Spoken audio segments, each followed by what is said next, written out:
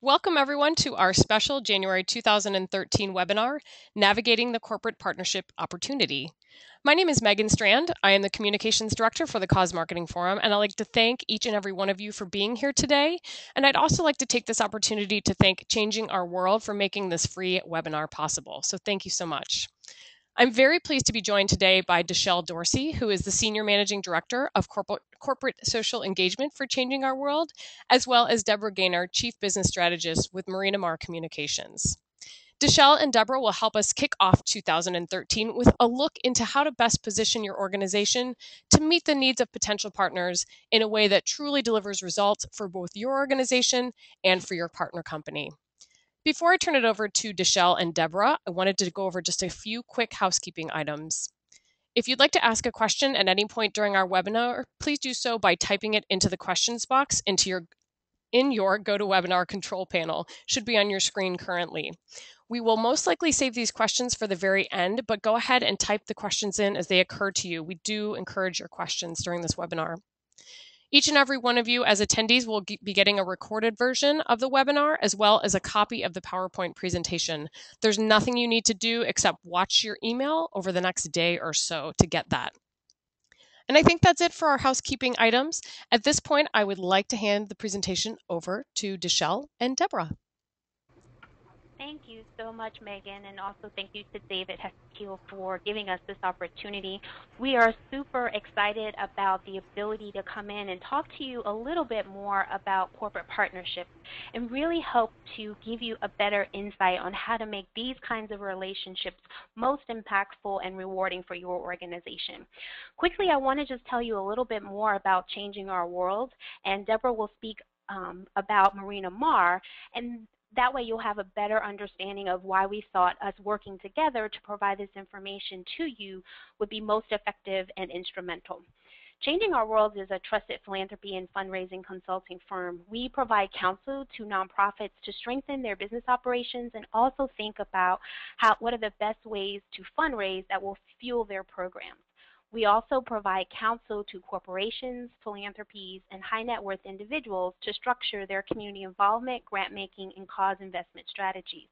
This also includes brokering and shepherding relationships between not only nonprofits and other sectors, but definitely corporations as well. So we feel that we've got a nice purview on what it really takes to build these kinds of strategic relationships. Debra, take a few minutes to tell us more about Marina Maher. Sure. Marina Maher Communications is a 30-year-old public relations agency. We specialize in marketing communications on behalf of big companies and big brands. So some of our clients are Procter & Gamble, Kimberly-Clark, Merck, Pfizer, Pernod Ricard. We work in the areas of consumer and healthcare, as well as food and beverages. Most of, I would say virtually all of the programs that we do for our consumer and health clients involve a partnership with an NGO or a third-party partner. We work with them for various reasons, and I'll discuss that a little bit more as we get into the presentation. From my standpoint, I've worked in the business for more than 20 years, and I have been very involved here and at other agencies in researching and recommending the right partnerships for clients.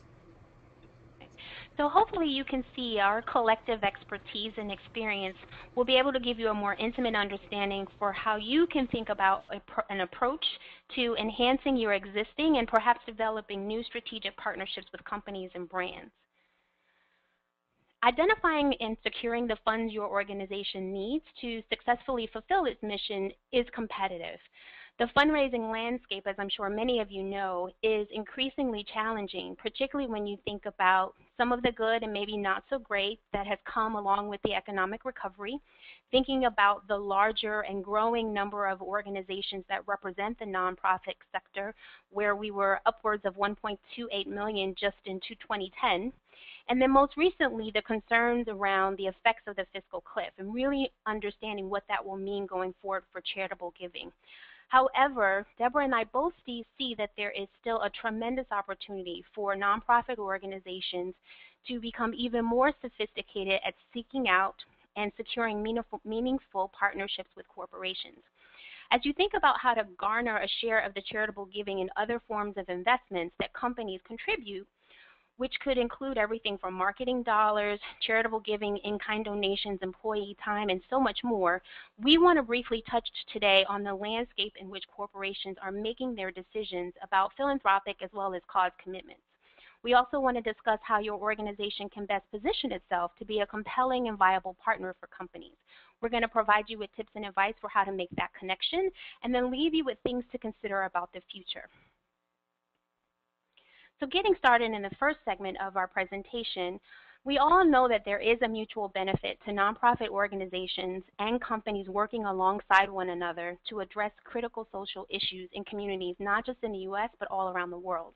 But let me begin quickly with a definition. It's important to set the stage that what we mean by corporate partnerships and what it is that we think is important about them.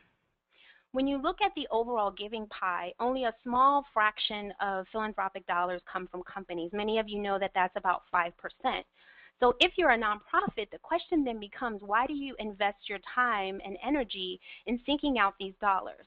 It's really quite simple. When they're orchestrated correctly, partnerships of this nature, meaning that they are not just necessarily about grants, but multifaceted, multi-beneficial partnerships, you really can set the stage for having a long-term, sustainable, and significant source of funding, and a relationship that helps to mutually propel the efforts and energy and commitments of both parties that are involved.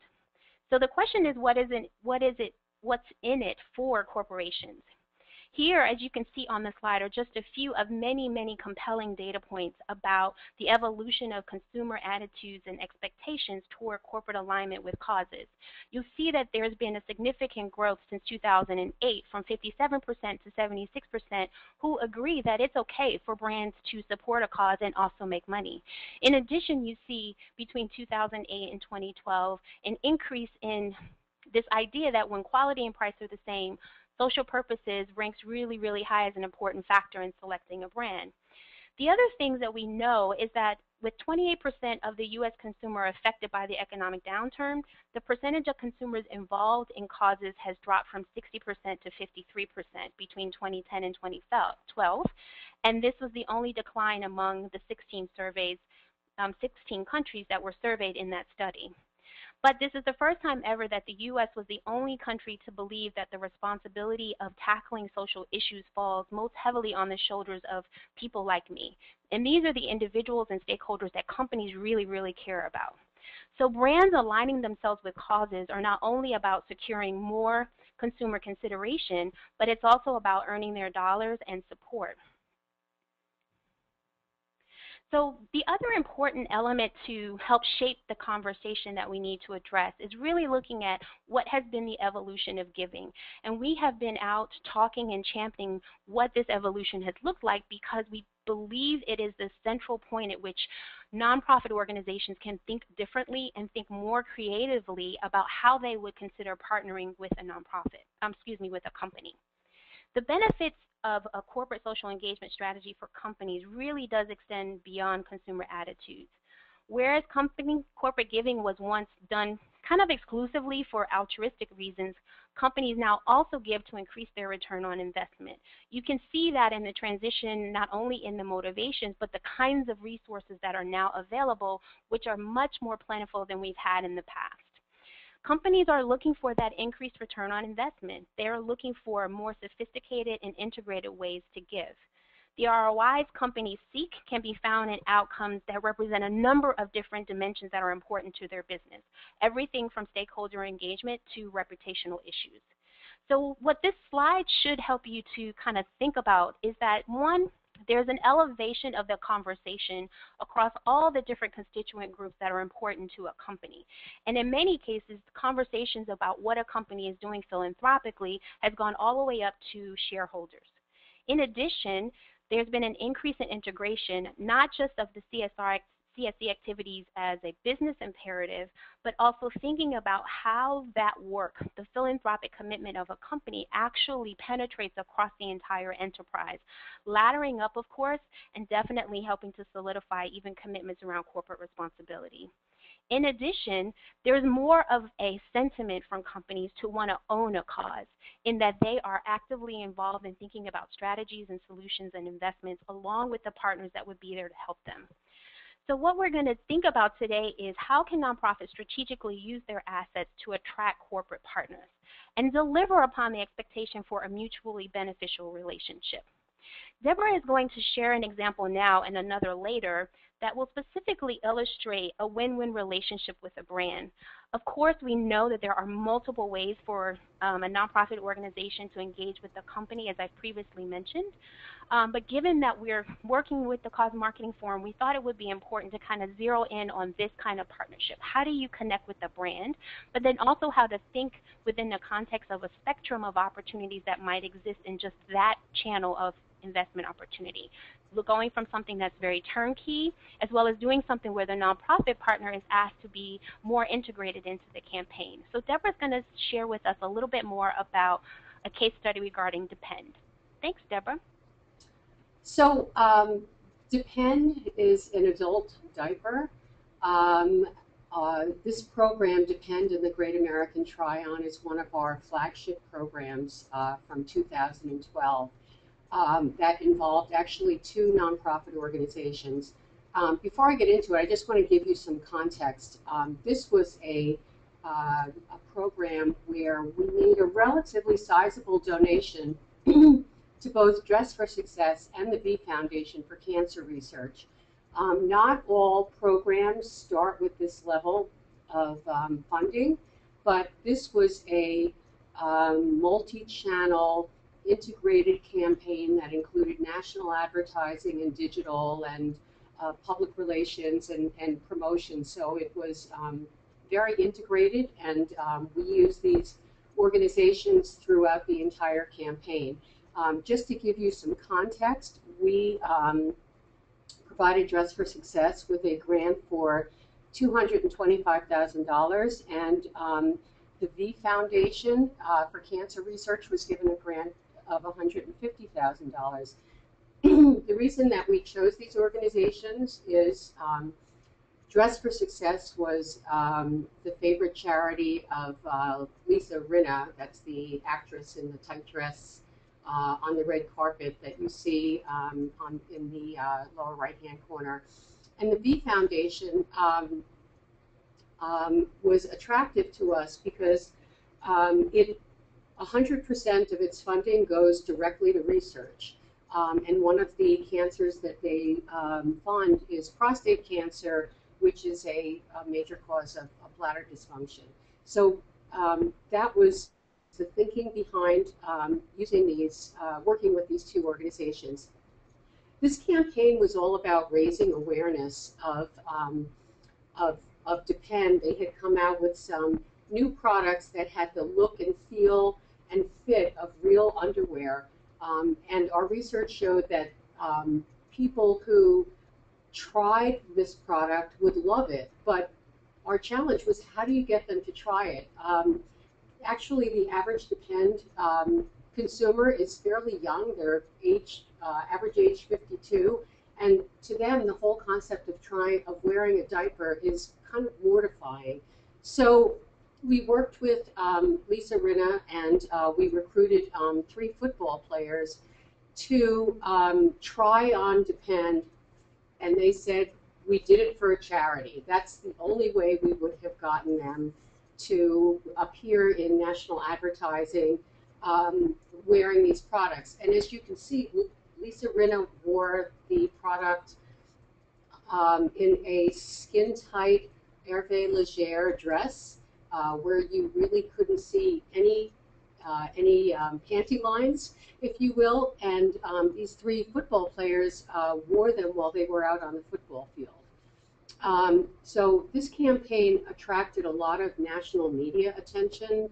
We were on the Today Show twice. Actually, Depend and the topic of incontinence were trending topics on Twitter twice. The campaign was extremely successful. We got nearly 350,000 people to go on the website and ask for a product. There were more than 1 million visits to Depend.com, and the best measurement of a campaign is that there was a significant sales increase. So this was really a win for the organizations who lent their name to this campaign and benefited from the donation that the company made to get these celebrities to wear the product.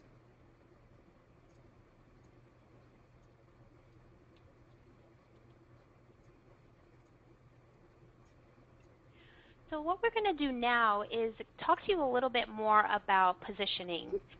We think it's important that you can effectively reach out to corporations and prospect them, but you first have to truly understand yourself.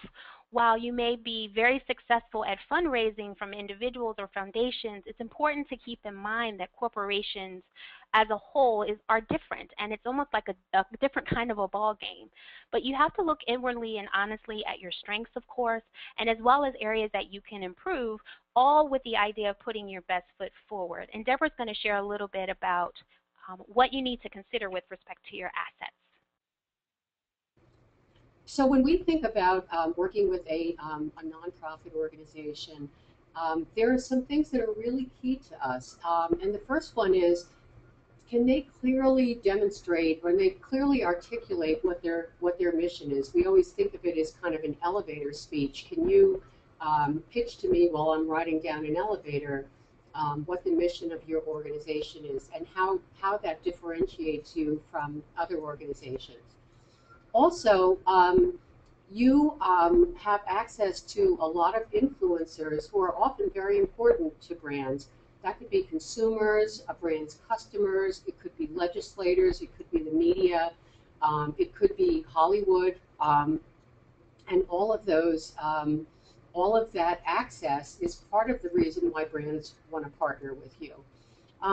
The third is your geographic footprint. If you are a national organization and communicate to your constituents or communicate to the public nationally, that's one model.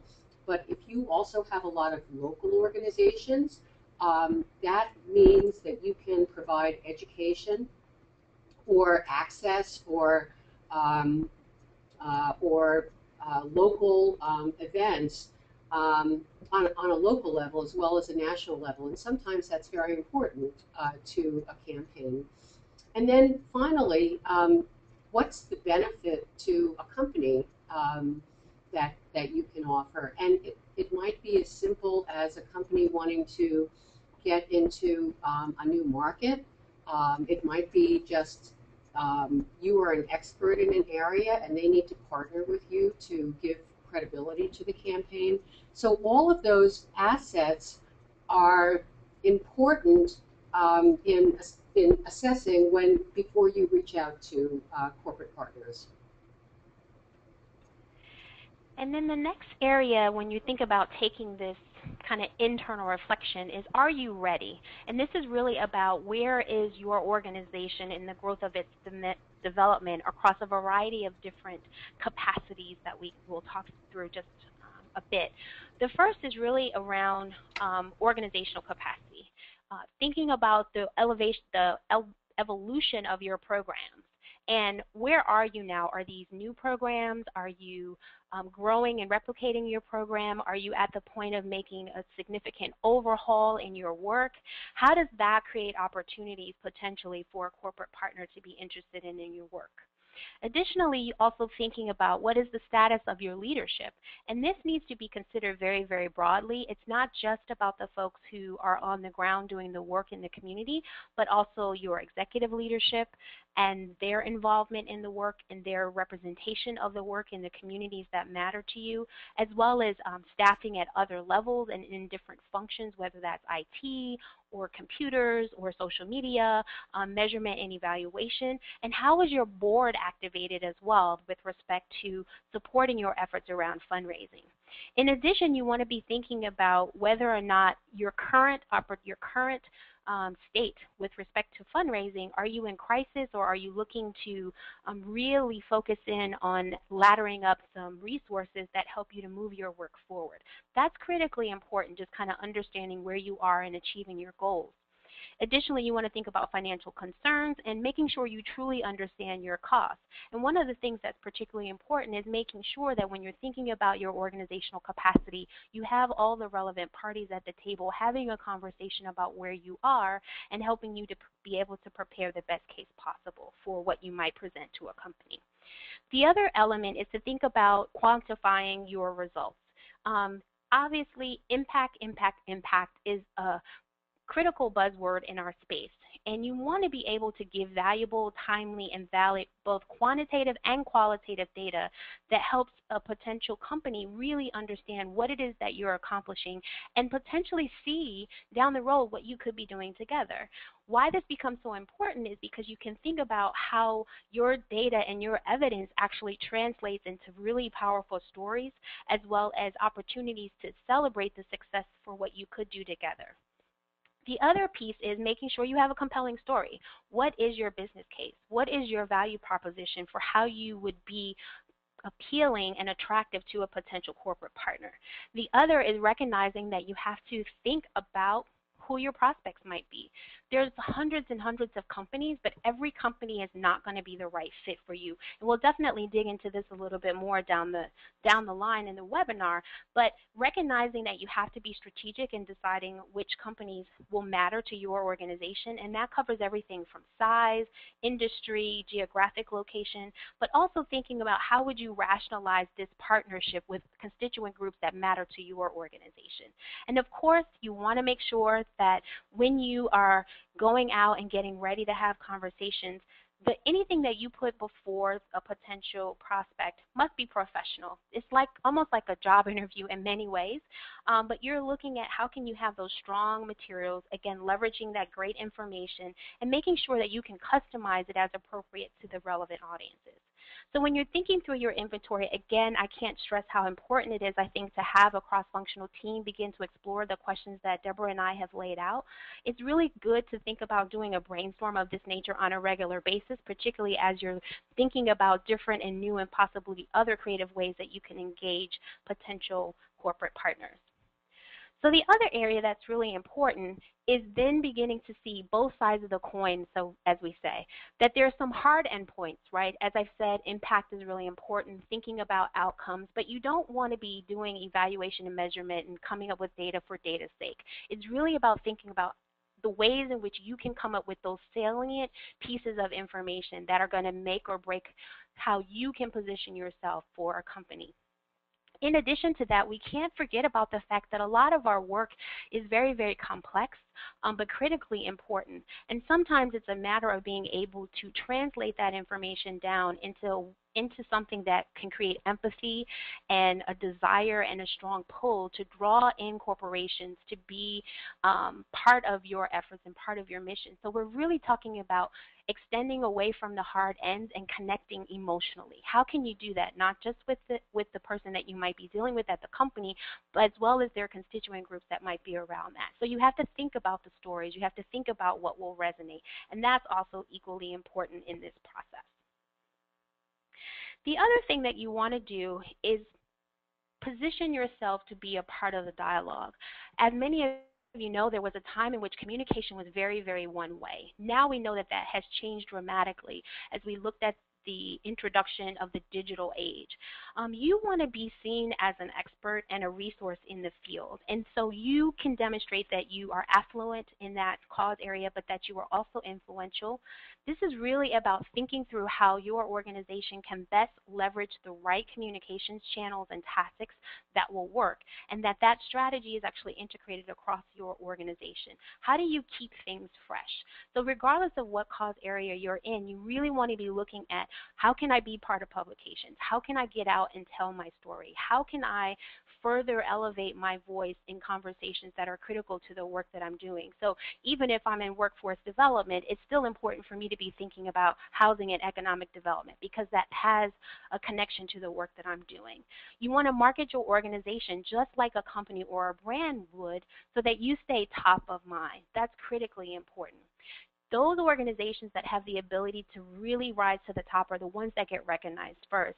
And I think as Debra alluded to, many times when we're sitting in a situation being able to help a potential client think about the right partners, oftentimes that research starts in a very simple way. What can we find out online? What can we find out through articles and resources and blogs and Twitter accounts and things of that nature? What can we discover about this potential partner?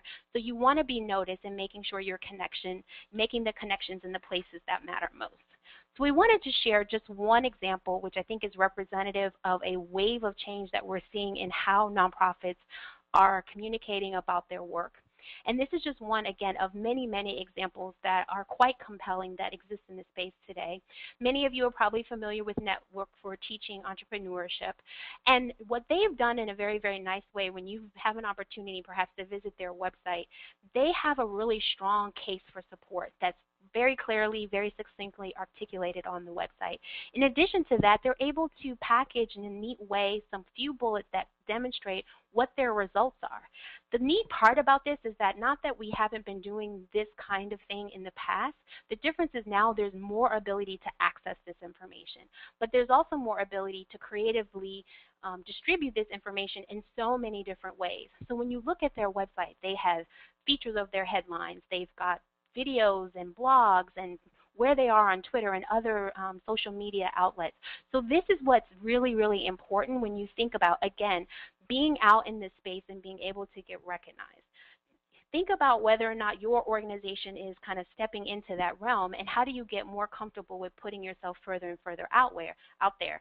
Certainly, NFTE has created a way to have a gateway where details can be accessed that are appealing to companies with stated interest in a variety of different cause areas, but what it does is draw people into their mission, and that's really, really important when we think about this work. So in the next section, we're going to talk about how do we make the connection. Debra and I are going to spend a few minutes walking you through some other key elements and points of alignment that your organization should consider as you think further about prospecting a potential partner. So based on the inventory exercise that we outlined previously, you should probably have a working prospect list handy that will give you a sense of where you want to aim to further vet and prioritize potential corporate partners. So here's a couple more ideas to think about as you're working through this process. You want to take a close look at the industry. Try to gather a bit of contextual information that will provide you with a deeper sense of what is going on in that industry and the kinds of issues and trends that are impacting the company. In addition, you probably should spend some time coming up with a formula that works for your organization that will provide you with a comprehensive profile and history of that company, in addition to not just capturing information about their giving history, but also just who they are. What is the nature of their business? Do you really understand their products and services? And how is that relevant to the work of your organizations and the individuals and families that you serve? Additionally, doing that kind of research and background gathering will help you to start to begin to determine whether or not there's other clear points of synergy that are important in building a relationship. Of course, you'll be able to look at their values and their beliefs. How are they positioning and presenting themselves? What's the tone of the messaging that's out there? All of that is equally important to give you a little inclination of how that might get reflected with you maybe being a potential partner. What are the values that you have? Do they match what the company is thinking of? Additionally, think about how that corporation is performing. Are they growing? Are they in an industry that's maybe on a slight decline? How are they making investments in their corporation overall? And thinking about, are they expanding their portfolio? Are they offering new products and services? And then, of course, you're going to do the background research on giving amounts. Are they stable? Have they changed? What level of giving seems appropriate based on what you can find in terms of grant histories, but also looking at whether they have signature initiatives available. Do you fit the profile for a kind of partner that might be beneficial and can help them to advance their efforts? Do you meet their basic criteria? And then lastly, you want to think about, do you have a connection there? Can you create a connection possibly? Again, going back to things I talked about with respect to your leadership being involved in the partnership development process. So when you sit down to have the conversation with a potential corporate partner, you want to almost immediately demonstrate that you know who they are, and what you'll be seeking to learn is anything that's new and interesting that may not be available through public sources. Because you have done your due diligence, I think it's important to also underscore that you want to be thinking about potential concepts, but one of the missteps I think often happen in the partnership development process is maybe you're coming to the table with the answer already completely fleshed out, and that might not be necessary, particularly knowing that today companies are much more interested in co-creating and thinking about how best to problem solve together with any partners that they have in the community.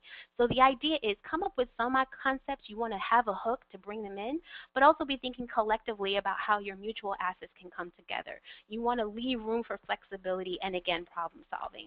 Another caution, you don't want to be chasing money. So if you're going through the conversation, you may not have that connection. And it's okay to say no, and also to think about not transforming yourself to fit into a bucket of money that may not be best suited for you.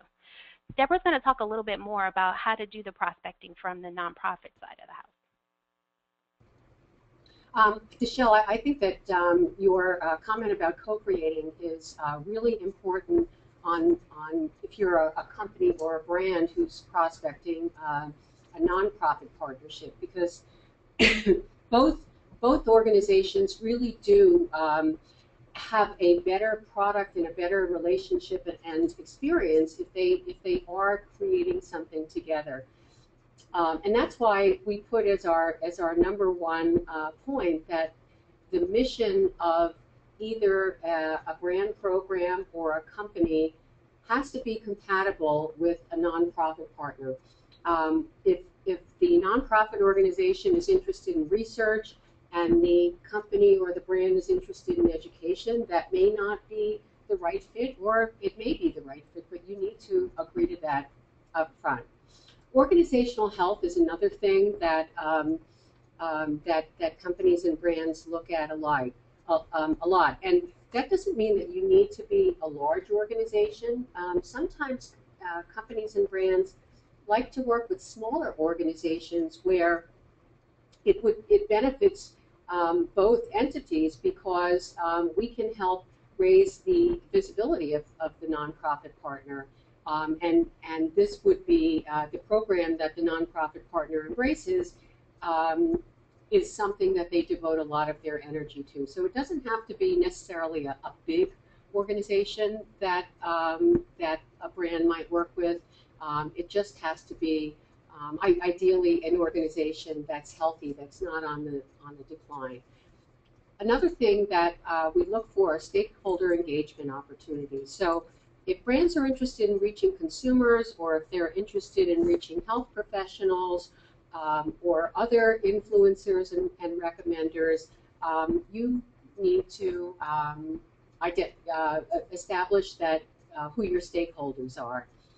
Other things that brands look for are recognition opportunities, and that's both internal and external. What would be the opportunity of the brand or the company to have recognition within the organization, and also what are the capabilities of the nonprofit partner to generate media coverage or visibility through events or other things that they regularly do.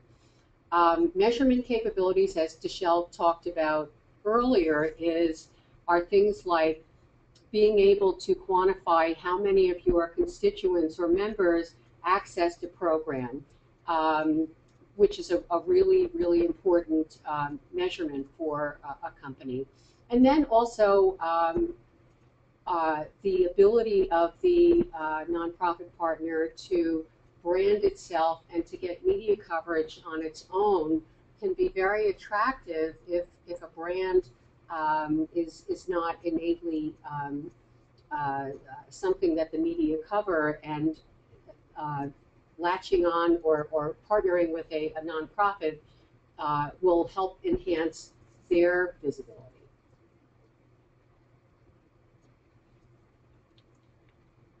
Debra. So when you think about, again, just to summarize some quick points that are kind of the undercurrents of a lot of what we've described, is thinking through your approach. One of the key things that I think happens often between a nonprofit and a company is that many times we're using similar words, but they don't mean the same thing. So there's a degree to which you have to really get grounded in what does a person mean when they say results or impact, or what do they mean by branding, or what do they mean by promotion, or what do they mean by strategic. That's one of the big buzzwords in our space. Making sure that you can understand that and adjust your vernacular, of course, to the audience that you're speaking with.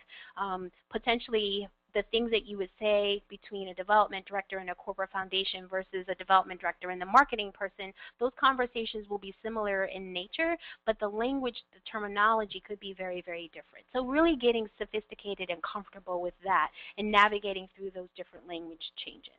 Of course, thinking about the ways in which you can set up a win-win proposition, which we've talked about. Again, thinking about what's mutually beneficial and making sure you can stay true and authentic to yourself, because ultimately what we're looking to do is accomplish something great together, but we want to do it from the company's perspective in particular in a way that's valid and substantive and has some authenticity to it, of course. Also thinking about realistic expectations, being able to clearly articulate and outline what you could be doing together, and also acknowledging where there might be some trade-offs. Sometimes a company may have a request that you can't fulfill. That doesn't mean the partnership will go awry. It just might mean that you come up with something else that would be a substitute or another avenue for the company to explore in partnering with you. So being really, really clear about what you're capable of doing, again, and what you're not capable of doing is really important. And then again, we want to underscore thinking about the integrity. It's important not that you only understand what the company wants and what the brand may want, but also making sure that you maintain your brand and stay true to your mission and your vision and your programs and what you're able to deliver in a way that makes sense, again, to meet your mission. So when we think about the process, there's many steps, and we have another slide later in the presentation that will articulate this out in a little bit more detail. But in order to set up the next case study, I wanted to show you that there's essentially three major steps that happen in the development process. And the first one is the courtship, of course. Knowing that companies get many requests at any point in the year, depending on how their strategy or their approach to philanthropic activities works, a courtship could take anywhere from 3 to 8 months. Sometimes it could take longer.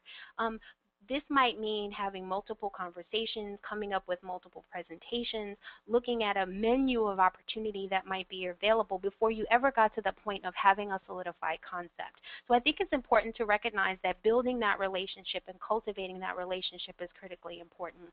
The second step would certainly be the proposal or the contract if it's the case of a co-venture opportunity. But essentially here, you're getting down to the nitty-gritty. You're establishing your stance up front, things around brand endorsement, exclusivity, logo usage, use of celebrities, use of their network, your network, who's going to be responsible for social media activity, who's going to report on which indicators. Also making sure that there are opportunities to sort of filter through and vet that concept to all the relevant individuals internally that have a sense of responsibility for this partnership going forward. This could, depending on the size of the company, go all the way up to the CEO, particularly when you get to larger and larger dollar amounts. So thinking about the proposal development, the presentation, and the approval, sometimes that can happen very quickly. The likelihood is that it takes a little bit because there is a negotiation in the process. And of course, there's what we like to call affectionately the marriage. And hopefully this is the place where you set some seeds in place that will grow over time. So again, we're talking about how do you set yourself up to begin to have these long-term sustainable relationships, and so there's a need for ongoing assessment and things of that nature. We'll talk a little bit more about that in some subsequent slides, but I want to invite Debra back to tell us a little bit more about You by Kotex. So this is, You by Kotex is actually a case of a marriage that is going into its fourth year. You by Kotex launched in 2010 with a mission to empower girls to change societal norms about vaginal health and menstruation. They their position was there was too much advertising about girls in twirling skirts, enjoying their periods, or getting a gift from Mother Nature. And you by Kotex wanted to get girls to talk real about what was going on in their bodies, to learn about vaginal health, and talk honestly and openly about what was going on in their bodies and what their periods were all about. We looked at a lot of different nonprofit partners and finally decided to work with Girls for a Change. The major reason is that their mission was very, very much aligned with ours. It was about creating societal change. And they have been a terrific partner through quite a number of programs that we've done. The most recent one that we did last year during Fashion Week was providing free taxi service for fashionistas who are in New York going from fashion show to fashion show, say from Lincoln Center to Milk Studios. We worked with Khloe Kardashian Odom, who's actually been a spokesperson for You by Kotex for a couple of years, to announce the program. And her kind of call to action was every time someone got into a taxi and used it to take them to a fashion show, You by Kotex donated $10 with a cap of $100,000 to Girls for a Change. Over the years, Girls for a Change has done a number of different things for us. One of the most important was training events in 16 cities where we reached 3,000 girls, empowering them to learn about their bodies and then go out and talk to others about them. And during those educational events, we also talked to them about what You by Kotex stands for, and we gave out product samples and information. The program has been so successful that this year, and I'm only giving you numbers because these numbers have been made public, we are broadening our program reach and giving Girls for a Change a $500,000 grant to reach an additional 2,000 girls, so that would be training events in an additional 10 cities. Girls for Change has been a great partner for us.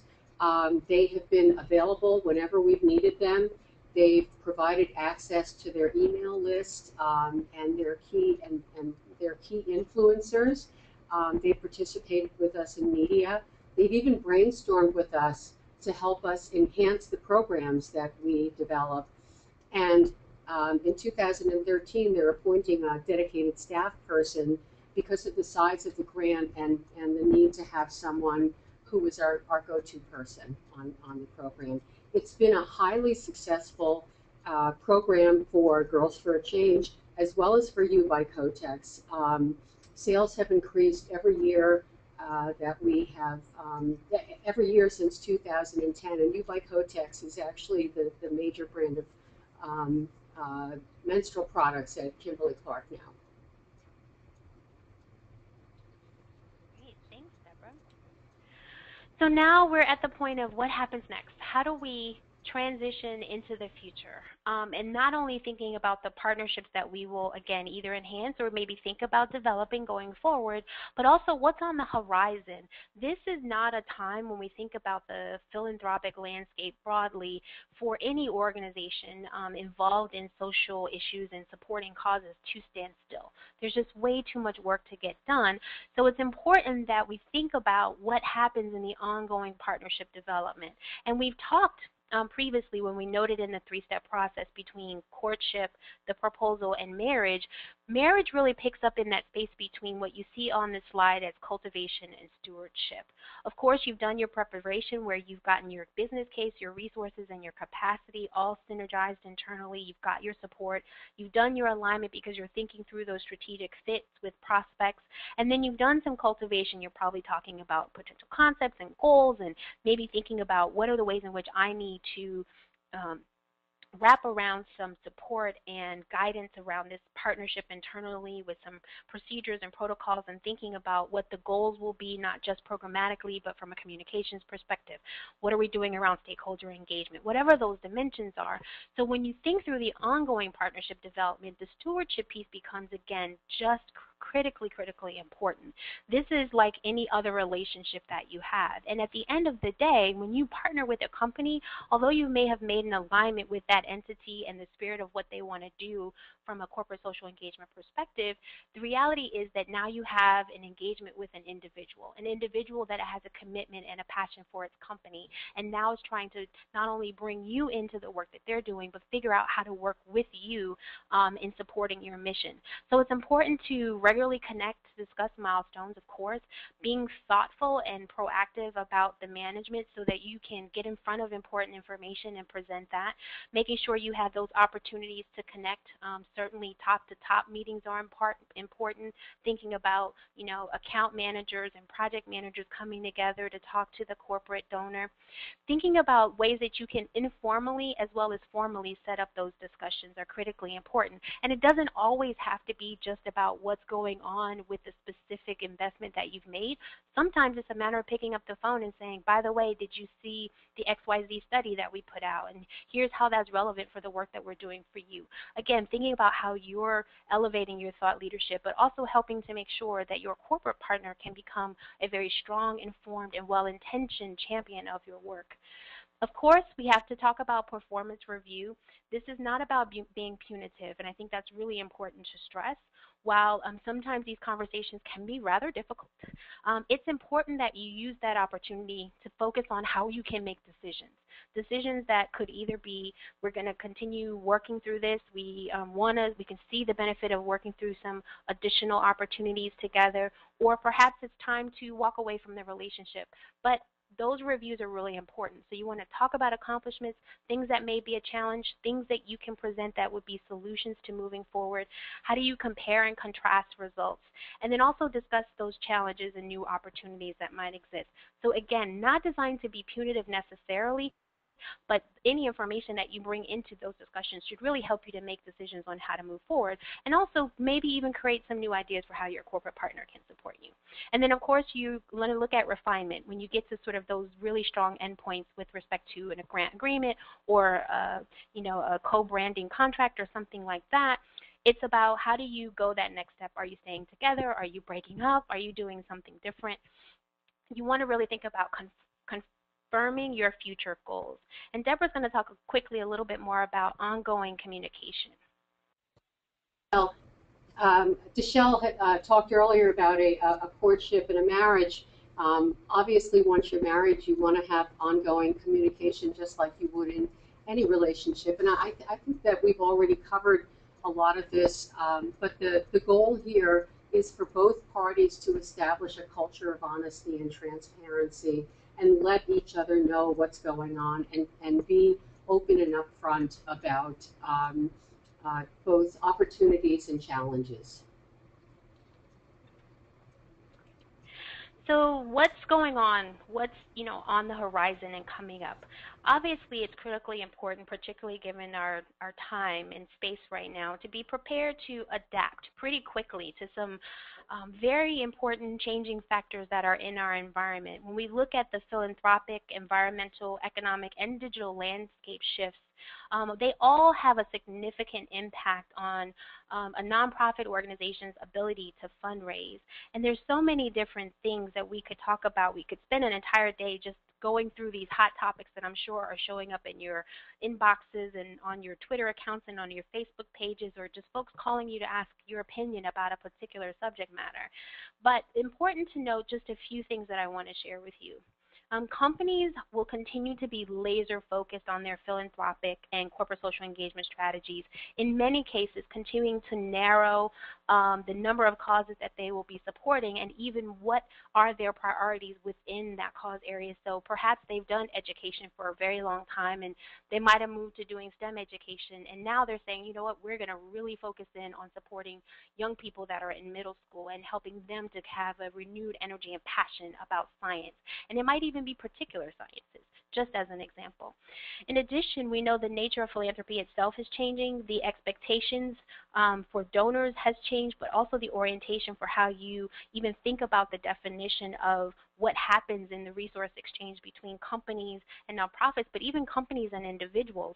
And now there's more of this kind of investment kind of orientation to the work. And so that really means we have to think differently and think critically about how financial resources flow into the nonprofit sector and how that has evolved and changed, and what are the new funding mechanisms that corporations are thinking about. In addition, you want to also keep in mind how cultural dimensions will play out and how giving will happen over the coming years. That can't be ignored, particularly when you start to look at important demographic changes that are happening, not just in the U.S. but abroad, but also looking at the economic power of minorities is another consideration, and that will have a rippling effect even on how corporate workforces might respond to or engage in the causes that that the company that they work for will support. One interesting and very compelling stat is that over $20 trillion in investments are controlled by women. And that's up by 16% in just 1 year, and that 9% of the world's billionaires are women. So that's really even changing the way we talk about philanthropy, thinking about the language that we use, the way we network, the way we do engagement opportunities, and of course those women that are representative of that economic level as well as others all are representative of companies or some entity that's involved in the private sector space.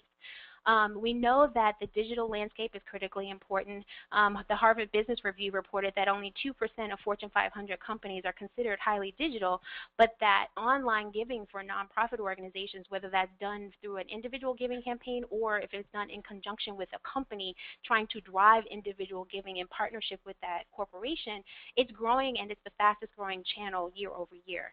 93% of nonprofits say that they are on commercial social networking according to the 2012 Nonprofit Social Networking Benchmarking Report, and those nonprofits reported that they have an average of 8,100 community members and maybe 3,200 plus Twitter followers. That's pretty impactful when you think about so many of the nonprofit organizations are actually using those channels, about 93% of them for marketing, and then about 55% of that same group that was surveyed are thinking about it for fundraising. So that becomes really interesting and a compelling discussion that you should have internally, even as you're thinking about corporate partnerships. Also knowing that there's so many different models for how you can get dollars into social issues that are of going from charitable giving activities all the way up to things like social franchises and mission-related investments are all the things that companies are now also starting to think about. The last thing that I'll mention really quickly is just talking and thinking about emerging economies, knowing that more and more companies are seeking new consumer markets, not just in the U.S. but in the developing world, and realizing that their long-term propensity for demand on this requires that those markets be developed. So what role does that have in how your organization needs to operate and think? If you're only domestic, then it means the landscape for you could get incredibly more competitive. So what do you need to do to kind of set yourself apart? So one of the last things I wanted to leave you with is that obviously, as I mentioned, Debra's examples with Depend and You by Kotex are both specific to partnering with a brand, but I didn't want to neglect acknowledging that certainly there's a tremendous amount of partnerships in this space that you can look at and examine for yourself and kind of take some best practices and lessons learned from them as representative on this slide and many others obviously that could not fit on here. But the idea is to keep in mind that what's important is that you look for those points of alignment, thinking about how you could potentially grow with a partner. So if you look at a relationship like Feeding America and Conagra Foods, they started out together working to build up the food bank network. They've gone into some partnerships around child hunger and really looking at how to fill some gaps in that need, and that has grown and evolved to them being the beneficiary of a branded promotion campaign. Similarly, you have the relationship between Toyota and 4-H and so many others that are representative of how can you as a nonprofit think about the way in which you can partner with a company that helps to address their needs philanthropically, but also remembering now that companies want to think about how they can own a cause and how that can spread across their enterprise. Then you have so many other potential opportunities and touch points for having a really strong and creative strategic partnership. So here is where we have come to. We hope that you have gotten some really great, insightful information from the presentation, and we'll be happy now, Megan, to take any questions that you may have from the participants. Thank you so much, DeShele and Debra. This is a fantastic presentation. I hope everyone on the line really appreciates just the depth of experience that you're bringing to this topic and some great examples here. We do have a handful of questions. So if we don't get to everyone's questions, hopefully Debra and DeShele can take a minute afterwards to answer them via email. We have a question about closing the deal. So there's a situation where you are getting into the door with the company as a nonprofit and you demonstrate the fit and how the company would benefit, but that doesn't mean that you have a done deal. Do you have any tips on how charities can close the deal? Any closing techniques to offer? Sure. I mean, I certainly, if you've gotten to that point where you think you're very, very close to the deal, really at that point, it's a matter of maintaining that ongoing conversation just so that you understand what's going on the corporate side of the house. There is no exact science to closing the deal. Generally, you'll find that companies are pretty straightforward in terms of what they want to accomplish. So hopefully you're not kind of spinning your wheels and doing a significant amount of work to the point that the company might somehow back out of a situation, and at least that's why it's important to have that communication and that transparency. But closing the deal is really about making sure you're being responsive to their questions, ensuring that you've provided them with a clear line of sight for what it is that you're able to offer, where you've kind of put a stance on what you will not be able to do, and that they've gotten comfortable with the decisions that you've made together in that regard. And at that point, it should really be a matter of going through the protocol of final reviews and approval. So hopefully that gives you a little bit of help, but certainly there's no magic bullet for it. Debra, a couple of questions for you. First of all, do you use the term cause marketing when you're talking about these campaigns, or do you use another term at Marina Maher? We use cause marketing. We also use, actually, a number of our clients are focused on purpose-driven marketing. Mm-hmm. So we use those terms interchangeably. Thank you. And then another question about how are you associating the success of the Girls for a Change campaign with a direct lift in product sales? Is there some sort of way that you're able to track that really specifically? Unfortunately, no. The way we measure our success is the quality of the partnership, how many girls they're reached, and then any qualitative information we can get from them about what these girls did as a result of being trained by Girls for a Change. And a couple of, quick logistical questions that other people might be interested in. I believe that you mentioned a sample corporate partnership proposal. Is that something that you'd be able to provide to everyone via us in the recording? I'm not sure if that was you or DeShele. Maybe my comment was misunderstood, but so I think it was thinking about how you might profile a company, and that's something that we could definitely share with that. That may have been the reference point. Got it. Okay. We have some categories that we even, when we're looking at companies or also looking at the nonprofit partner, we have some very broad stroke categories that we look at. So it's, the organizational history, we look at mission, we look at programs. So when you look at the programs, what the tenure of that program is, length of the results and impact that they have, do we see, how it's that particular program marketed or promoted in the public sphere, things like that. So yeah, happy to share a kind of quick and dirty little snapshot that might give some guidance for how you could profile a company. Sure. Great, thank you. And then another question about using an agency. If somebody, a nonprofit organization, wants to use an agency to help find a corporate partner, but they have a limited budget, any advice about how to select that agency or how to go about that? That's an interesting one. Debra and I actually had a little bit of a conversation about that earlier, so I'll definitely invite her to join in. By all means, working with medium to large size agencies in comparison to an individual consultant that might be available can be cost prohibitive depending on the size of your organization.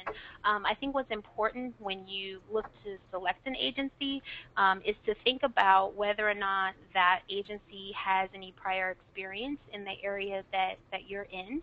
Certainly looking at the success of their cases and other work that they've done.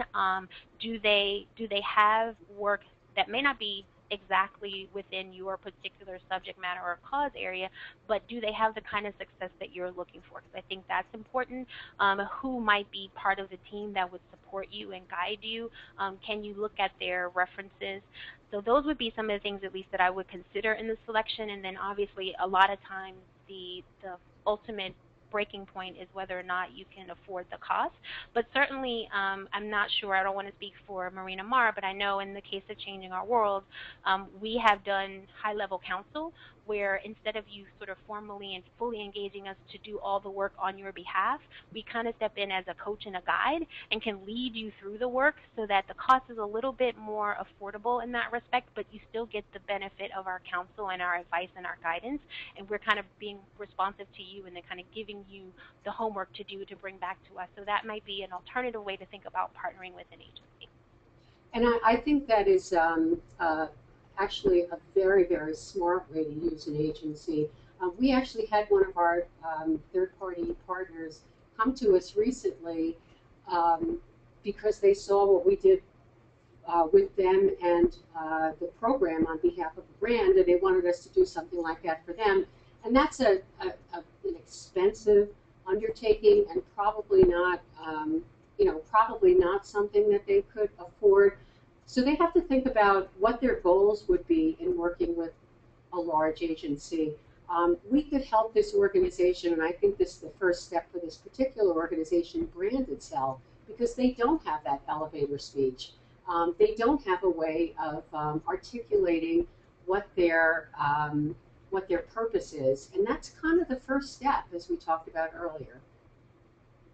And Megan, I would also add too that sometimes, and I know we've done this in the past, sometimes an agency will just offer you a half or a full day working session, which can be a little more affordable, and that will at least help you to, sometimes it's a matter of focusing and getting all the people in the room to agree and come to a consensus around what they want to do and talking through, in this instance, how to think about corporate partnerships a little bit differently, and that might be another avenue to explore. Fantastic. Well, thank you both so much. I think we've come to the end of our session. I know there are other questions to answer, and hopefully we can get to some of those. I do want to point out we've gotten some more technical questions about celebrities or legal questions, and I do want to point out that the Cause Marketing Forum has probably close to 70 archived webinars at this point. Lots of them are on very, very specific topics. I do encourage you to check that out, as well as our website, which has lots and lots of free resources. So thank you so much for joining us today. Thanks to Debra and to DeShele, our fantastic presenters. When you're leaving this webinar, you will be given just a very quick 3-question survey. Could you just take one moment and fill that out for us? That would really help us in future webinars. On behalf of all of us at the Cause Marketing Forum, thanks so much for joining us today, and we hope to see you real soon. Bye-bye, everyone.